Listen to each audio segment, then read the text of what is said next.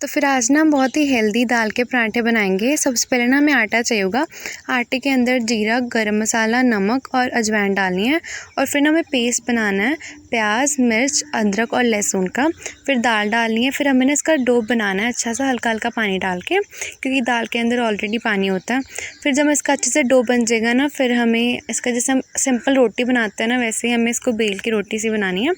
फिर ना हमें तवे के अंदर दोनों साइड से घी लगा के इसको अच्छे से हमें फ्राई कर लेना है। ये बहुत डिलीशियस है, you should definitely try it, और ये बहुत हेल्दी भी है।